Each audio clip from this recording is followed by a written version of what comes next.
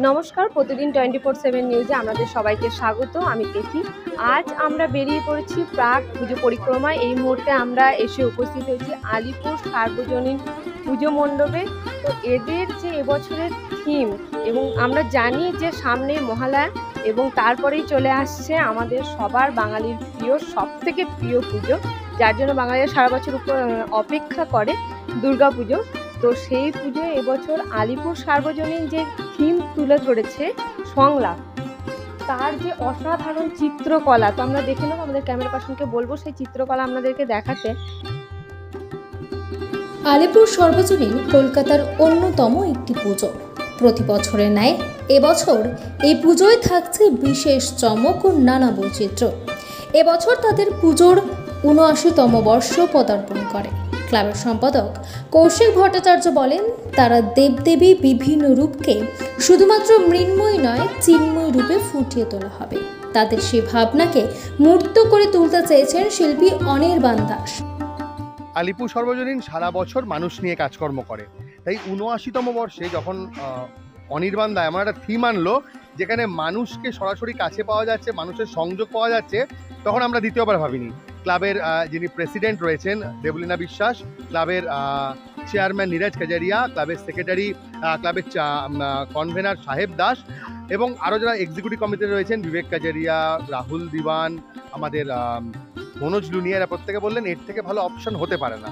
কারণ মানুষকে এখানে ছোঁয়া যাচ্ছে। মানে ধরুন আপনি মণ্ডপে দাঁড়িয়ে আছেন, মা দুর্গা আপনার পাশ থেকে চলে যাচ্ছে, কিংবা ধরুন শিব ঠাকুরকে আপনি সরাসরি প্রণাম করতে পারছেন, মা সরস্বতীর কাছে পরীক্ষায় পাশ করার আর্জি জানানো যাচ্ছে। এটা একটা অন্যরকম একটা মানে গায়ে কাঁটা তোলা একটা বিষয়। তিনি আরও জানান, এই বছরে তাদের পুজোর থিম সংকল্প। তার এই সংসাজে এবার মা দুর্গা, গণেশ ও মহিষাসুর থেকে শুরু করে শিব ঠাকুর পর্যন্ত সকলকে দেখা যাবে মানুষ রূপে। আসলে যেহেতু আলিপুর সার্বজনীন মানুষ নিয়ে কাজকর্ম করে, তাই মানুষকে ছুঁয়ে দেখার মতো একটা আমরা কিছু খুঁজছিলাম, যেখানে মানুষের সরাসরি স্পর্শ পাওয়া যায়। কিন্তু বিষয়টা তো সহজ নয়।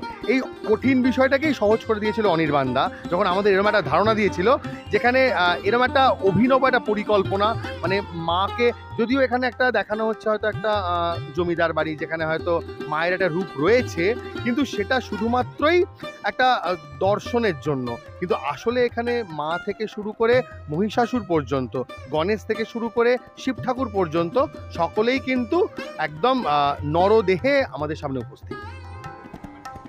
এখনো অনেক গ্রামে সংস্কৃতির ঐতিহ্যকে ধরে রাখতে মানুষেরা বিভিন্ন দেবদেবীর রূপ ধরে মানুষকে আনন্দ দেয়।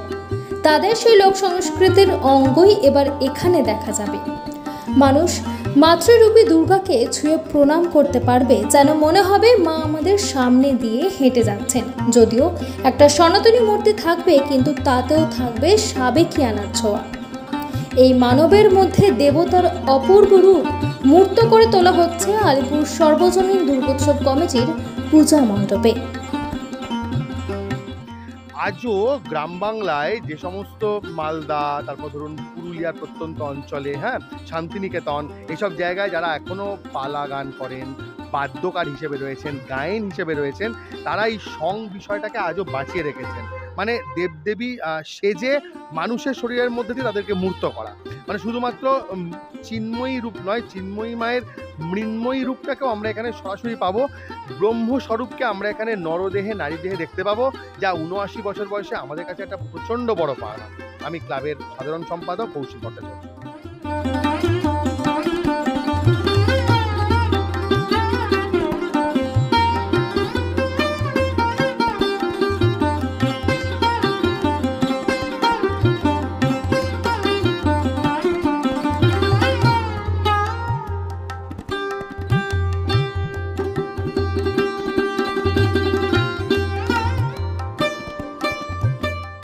দুর্গা থেকে শুরু করে অসুর, শিব, লক্ষ্মী, নারায়ণ, প্রত্যেকটা মূর্তিকে সং আকারে বিভিন্ন জেলার যে ঐতিহ্য, যেমন মালদা, বোলপুর এইসব জেলাতে যে এখনো এই সঙ্গকে ধরে রেখেছে এবং তারা যে ট্র্যাডিশনটাকে ধরে রেখেছে, সেই ট্র্যাডিশনটাকে আপনাদের সামনে তুলে ধরতে এবং অসাধারণ একটা শিল্পের কারুকার্য, সেই পুরনো ঐতিহ্যকে তুলে রাখা এবং আপনাদের সামনে উপস্থাপনা এত সুন্দর লাইটের মাধ্যমে করেছে যে আপনারা এলে বুঝতে পারবেন এবং দেখলে এই বিষয়টা আপনাদের চোখের সামনে ফুটে উঠবে। সেখানকার ঐতিহ্য, সেখানকার যে সংস্কৃতি এবং সংলাপ কি হয়, সং কি হয়, এবং আপনারা এখানে এসে মা দুর্গা এবং শিবকে ছুঁয়েও দেখতে পারবেন। এরকমই চমৎকার কিছু বলছেন এনারা যে মা দুর্গা নাকি আমাদের সামনে দিয়ে হেঁটে যাবে এবং আমরা চাইলে মা সরস্বতী, লক্ষ্মী তাদের সবার কাছ থেকে আশীর্বাদ নিতে পারি।